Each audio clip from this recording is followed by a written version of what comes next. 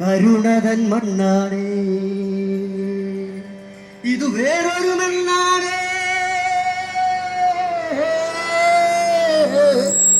ഇത് കേരള മണ്ണാണ്.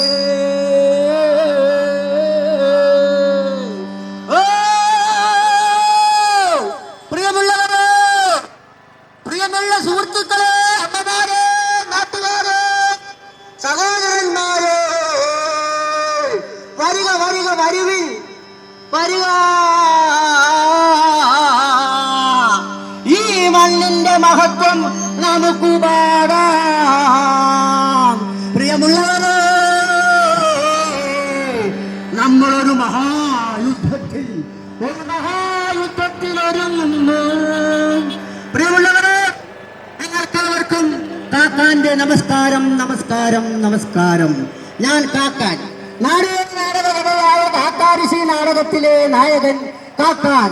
നിങ്ങൾ കാക്കാനെ കണ്ടു കാണുമായിരിക്കാം, ഒരുപക്ഷെ കണ്ടു കാണത്തില്ലായിരിക്കാം.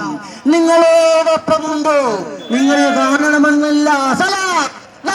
സഖാക്കളെ, യുവതികളുടെ ആവേശമായ രീതികളിൽ ഈ മണ്ണിൽ ചവിട്ടി നിന്ന് സത്യത്തിന്റെ ഒത്തുതോടിക്കുമ്പോൾ, പ്രിയമുള്ളവരെ, നെഞ്ചിനുള്ളിൽ കുളിര് പൊട്ടുകയാണ്, കുളിരോറുകയാണ്.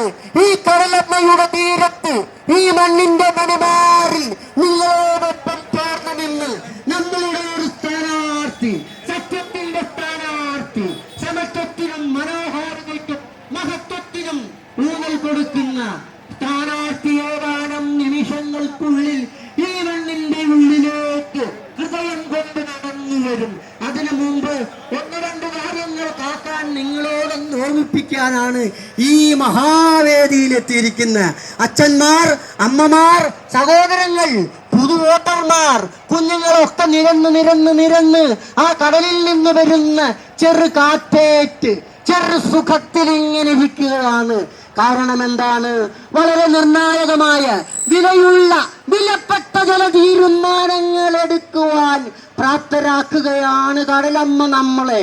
കടലമ്മ നമ്മളോട് പറയുന്നു, ഹേ മനുഷ്യരെ, നിങ്ങൾ സത്യത്തോടൊപ്പം നിൽക്കുക. ഹേ മനുഷ്യരെ, നിങ്ങൾ മൂല്യത്തോടൊപ്പം നിൽക്കുക. ഹേ മനുഷ്യരെ, സമാധാനത്തിനു വേണ്ടി നിലകൊള്ളുക. ഇതാരാണ് പറയുന്നത് അറിയാമോ മക്കളെ? കടലമ്മ നമ്മളോട് പറയുകയാണ്. സത്യത്തിനും സമാധാനത്തിനും സമത്വത്തിനും നീതിക്കും വേണ്ടി നിലകൊള്ളുന്ന ഒരു ജനാധിപത്യ പ്രക്രിയയിൽ ഉറച്ചു നിൽക്കുന്ന നമ്മളുടെ പ്രിയങ്കരനായ സ്ഥാനാർത്ഥി, നമ്മളുടെ പ്രിയപ്പെട്ട സ്ഥാനാർത്ഥി നിങ്ങളെ ഒന്ന് കാണുവാൻ, ചില ഓർമ്മകൾ നിങ്ങളെ ഓർമ്മപ്പെടുത്തുവാൻ വേണ്ടിയാണ് പ്രിയങ്കരനായ നമ്മുടെ സ്ഥാനാർത്ഥി ഇവിടെ വരുന്നത്. പ്രിയമുള്ളേ, വന്നുകൊണ്ടിരിക്കുന്നു. പ്രിയമുള്ള സുഹൃത്തുക്കളെ, ഞാനൊന്ന് പറയട്ടെ, ഇവിടെ നിൽക്കുന്ന പ്രധാനപ്പെട്ട 3 സ്ഥാനാർത്ഥികളാണ്, സമ്പന്നരായ 3 സ്ഥാനാർത്ഥികൾ. അതിലൊരു സ്ഥാനാർത്ഥി, NDA സ്ഥാനാർത്ഥി, സമ്പത്ത് കൊണ്ട് സമ്പന്നൻ. UDFന്റെ സ്ഥാനാർത്ഥി സമ്പത്ത് കൊണ്ട് സമ്പന്നൻ.